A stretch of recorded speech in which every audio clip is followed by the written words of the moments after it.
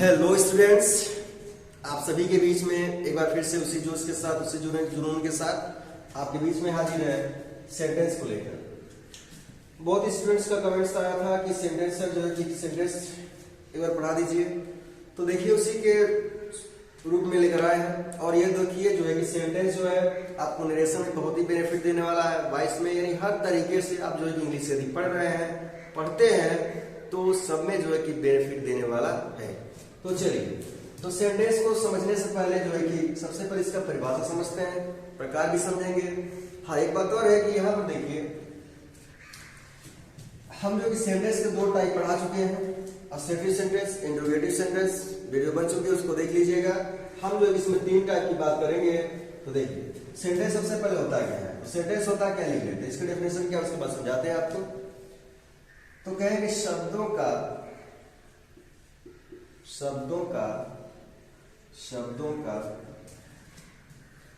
ऐसा समूह, शब्दों का ऐसा समूह जिससे, ध्यान समझिएगा, शब्दों का ऐसा समूह जिससे पूर्ण भाव व्यक्त होता है। क्या होता है दोस्तों? पूर्ण भाव व्यक्त होता है, जिससे पूर्ण भाव व्यक्त होता है। शब्दों का ऐसा समूह जिससे पूर्ण भाव व्यक्त होता है, तो उसे सेंटेंस कहते हैं। क्या कहते हैं? तो उसे सेंटेंस कहते हैं। चलिए हम लोग सेंटेंस का डेफिनेशन लिख लिए। अब क्या हो गया दोस्तों, देखिए ये सब किताबों में तो दिया है, लेकिन हमें समझना है कि सेंटेंस के शब्दों का ऐसा समूह, यानी कि हमने यह समझ लिए कि हम कहना यह है कि शब्दों का ऐसा समूह, और जो शब्दों का ऐसा समूह हो और जिससे पूर्ण भाव व्यक्त होता है वही सेंटेंस है। हमारे पास यही करना है, शब्दों का ऐसा समूह जो पूर्ण भाव व्यक्त देता हो, प्रकट करता हो, सेंटेंस कहलाता है। जिसे कह दिया जाए Rohit is playing.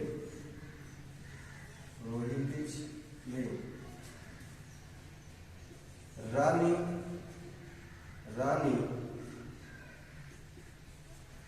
is a good girl.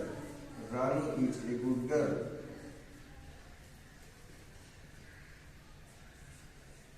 He won the match. देखिए रोहित इज प्लेइंग, रोहित खेल रहा है, कुछ सेंस निकला, इसको ज्यादा बिल्कुल कर सकते हैं। कुछ सेंस निकला, बिल्कुल निकला, खेलने की बात हो रही। रानी इज ए गुड गर्ल, रानी एक अच्छी लड़की है, इसमें कुछ सेंस निकला। ही वॉन द मैच, वो मैच जीत गया, इसमें कुछ सेंस निकला। तो कहीं ना कहीं क्या है, और हम देख रहे हैं कि इसमें एक शब्द नहीं है बल्कि शब्दों के समूह है। Rohit is playing, Rani is a good girl, he won the match. तो कहीं ना कहीं क्या है, एक शब्दों का एक ग्रुप, एक समूह है, जिनसे एक क्या कर रहा है, एक मीनिंग निकल रहा है, और जो मीनिंग निकल रहा है, जो सेंस निकल रहा है, बहुत ही अच्छा है। इसलिए हम क्या कह देंगे, इसे कहेंगे सेंटेंस। यानी कहीं ना कहीं इसका भाव निकल रहा है, और कैसा निकल रहा है? पूर्ण भाव निकल रहा है। चलिए आगे बढ़ते हैं। अब जो है कि आगे बताते हैं, सेंटेंस को हम समझ गए, हम बात करते हैं काइंड्स ऑफ सेंटेंस।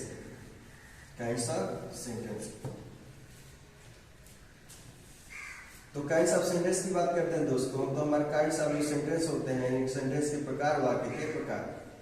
तो जो सेंटेंस होते हैं, सेंटेंस के जो प्रकार है वो 5 प्रकार होते हैं। तो पहला हमारा असर्टिव है। क्या है दोस्तों? असर्टिव है, इसको लिख लेते हैं अच्छी तरीके से, असर्टिव सेंटेंस है। दूसरा क्या है? इंटरोगेटिव है।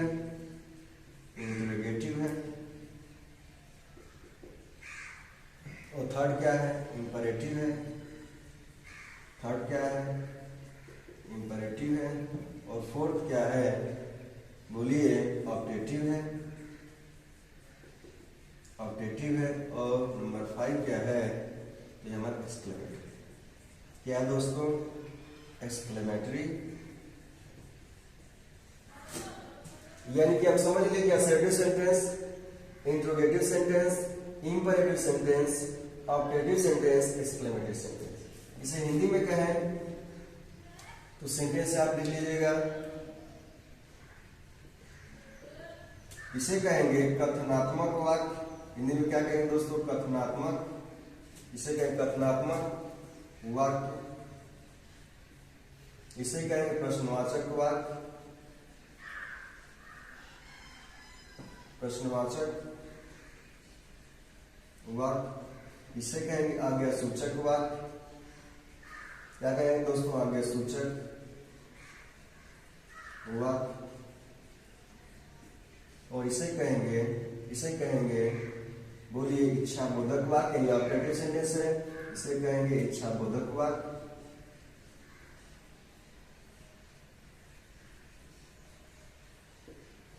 और इसे कहेंगे विस्मयादि बोधक।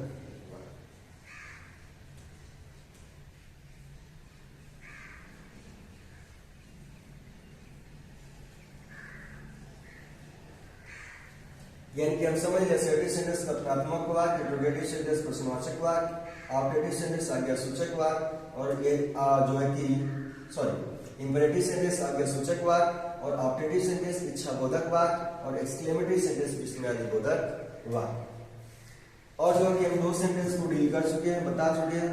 जो हम टेंस पढ़ा रहे थे उसमें हम सेंटेंस का भी जिक्र किए हैं, असर्टिव सेंटेंस और इंट्रोगेटिव सेंटेंस। क्योंकि असर्टिव सेंटेंस जो होता है वो दो प्रकार का होता है, सिंपल सेंटेंस पॉजिटिव करते हैं, इंट्रोगेटिव सेंटेंस, और इंट्रोगेटिव जो होता है वो होता है दो प्रकार का, वर्ड टाइप के स्नो टाइप। ये सब बातें उसी तरह से है। इसके अंदर असर्टिव सेंटेंस का फुल स्टॉप का प्रयोग किया जाता है, यानी पॉजिटिव सेंटेंस फुल स्टॉप का प्रयोग किया जाएगा, और यदि इंट्रोगेटिव सेंटेंस आ जाएगा तो क्वेश्चन मार्क का प्रयोग किया जाएगा, जिससे क्वेश्चन मार्क हो जाएगा। चलिए तो आगे बढ़ते हैं। हम जो है कि तीन सेंटेंस को डील करेंगे, imperative sentence, objective sentence, exclamatory sentence. तो चलिए इसे मिटाते हैं। बस लगे रहिए, एक एक वीडियो आपको मिलेगा। जिस टॉपिक से आपको दिक्कत है, समझ में नहीं आता, उस टॉपिक से आपको जैसे कमेंट करना है और बताना है कि इसमें जो प्रॉब्लम है, ये समस्या हो रही है। अच्छा, अब एक बात और कि कमेंट्स ओपन रहता है, आप कमेंट्स कर सकते हैं, इसलिए कमेंट्स ओपन किए हैं ताकि जो है कि आप जो है कि कमेंट्स करें और अपनी समस्या को बताएं, क्योंकि आपकी समस्या हमारी समस्या है, इसलिए हम उसको सॉल्व करने की कोशिश करेंगे। तो चलिए हो गया, क्लियर हो गया। शब्दों को जान गए, यानी शब्दों के ग्रुप को जान गए। सेंटेंस होता है और जो है कि एक मीनिंगफुल होनी चाहिए, ये भी हम समझ गए। तो सबसे पहले हम समझते हैं ऑब्जेक्टिव सेंटेंस। ऑब्जेक्टिव सेंटेंस को डिफिनेशन जाने, कैसे पहचानेंगे इसके बारे में। तो चलिए बढ़ते हैं आगे की तरफ और हेडिंग बनाते हैं ऑब्जेक्टिव सेंटेंस। ऑब्जेक्टिव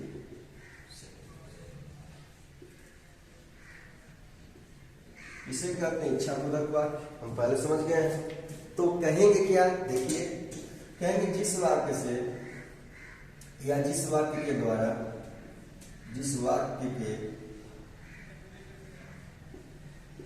द्वारा यहां पर लिख देते हैं, द्वारा इच्छा क्या हो जाएगा? कामना, आशीर्वाद,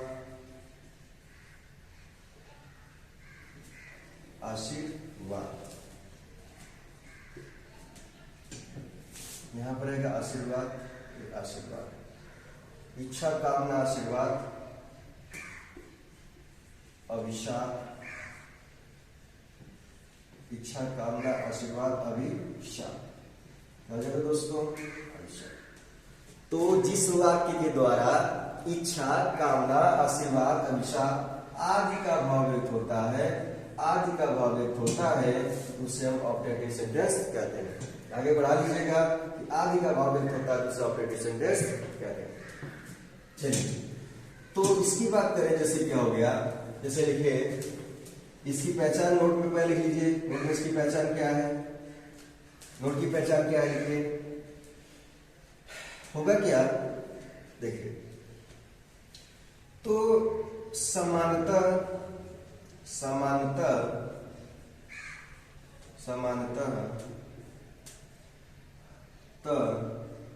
वाक्य के प्रारंभ में, समानतः वाक्य के प्रारंभ में, वाक्य के प्रारंभ में, समानतः वाक्य के प्रारंभ में, समानतः वाक्य के प्रारंभ में आता है। समानतः वाक्य के प्रारंभ में आता है। ये पहला स्टेप दे सकते हैं। नंबर 2 लिख लीजिए। तो समानता हो गया कि ये जो वाक्य के शुरू में क्या होगा, में आएगा, लेकिन होगा क्या, और होगा क्या दूसरा, ऐसे वाक्यों के अंत में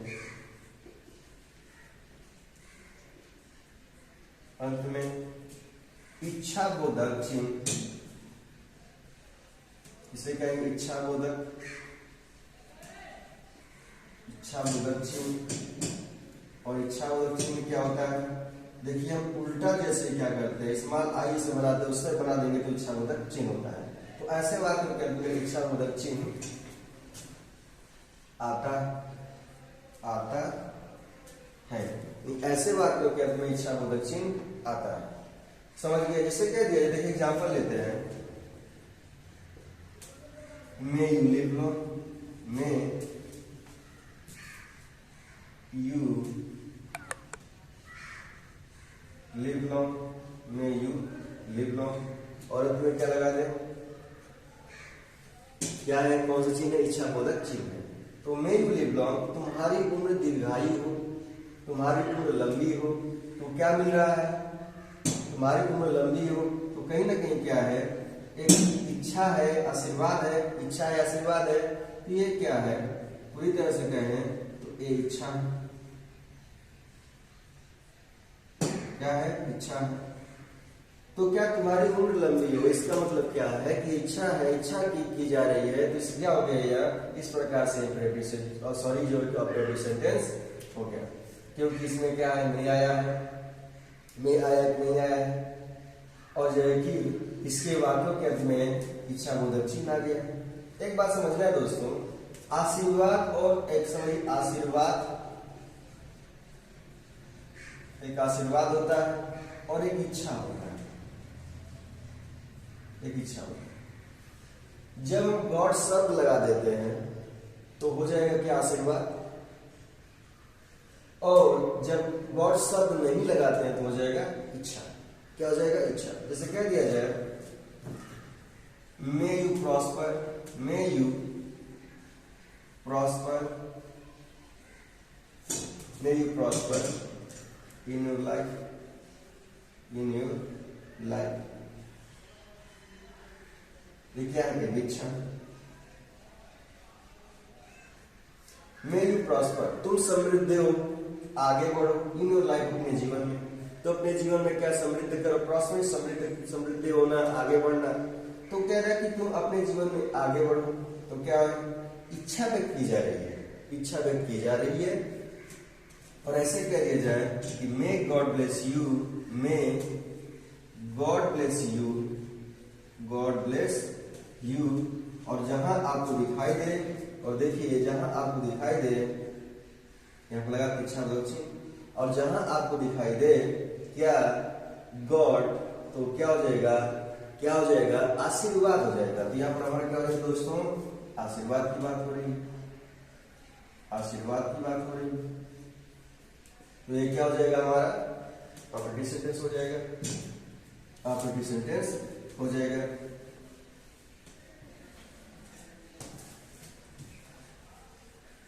और कहें, और एग्जाम्पल लें।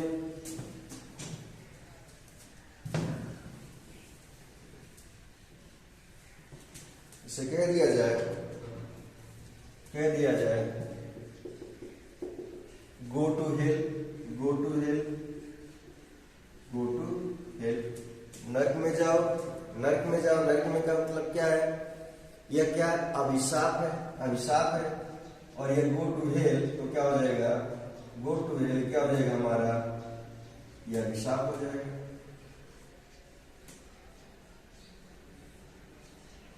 क्या हो जाएगा, अभिशाप हो जाएगा। इसमें क्या, इच्छा बोधक चिन्ह लग जाएगा, गो टू हेल। ये क्लियर हो गया दोस्तों, गो टू हेल हो गया। ऐसे भी बहुत सारे एग्जाम्पल है जो क्या है कि किसके होते हैं, ऑपरेटिव सेंटेंस के होते हैं। तो चलिए यहीं पर जो है कि वीडियो को समाप्त करते हैं, वीडियो लंबी हो जाएगी। तो हम जो है कि आगे अगले वाले पार्ट में मिलेंगे एक्सक्लेमेटरी सेंटेंस के साथ और ऑपरेटिव सेंटेंस के साथ। तब तक के लिए आपको नमस्ते करते हैं और आपको धन्यवाद देते हैं कि हमसे जुड़े हुए हैं और हम पे विश्वास किए। धन्यवाद।